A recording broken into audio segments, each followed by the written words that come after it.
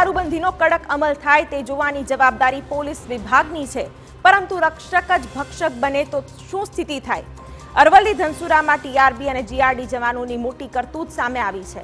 ધનસુરાના કોલવડા ગામની સીમમાં કારમાંથી ઝડપાયેલા દારૂને 2 ટીઆરબી જવાન અને હોમગાર્ડ જવાને મળીને 1,96,000ની કિંમતનો દારૂનો જથ્થો સગે વગે કરી નાખ્યો।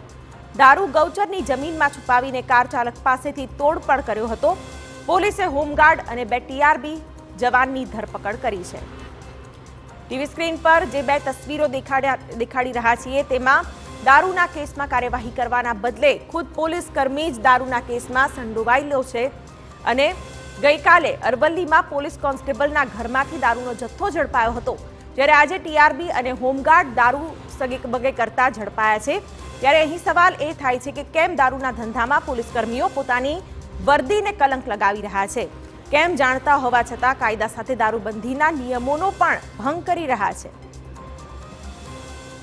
જેમાં ટીઆરબી 2 ટીઆરબીના જવાનો અને એક જીઆરડીનો જવાન છે એ અને એક કોઈ અન્ય ઈસમ છે, એવી રીતે 4 જણાએ આ જે આખી ઘટના છે એને અંજામ આપેલો હતો અને ટોટલ લગભગ 1,96,770 રૂપિયાનો જે દારૂ છે એ લોકોએ ધનસુરા પોલીસ સ્ટેશન વિસ્તારમાં કોલવડા જે ગામ છે ત્યાં ગૌચરમાં આવી રીતે ઉતારી દીધેલો હતો અને આ જે ગુનાહિત પ્રવૃત્તિ છે એને અંજામ આપેલો હતો।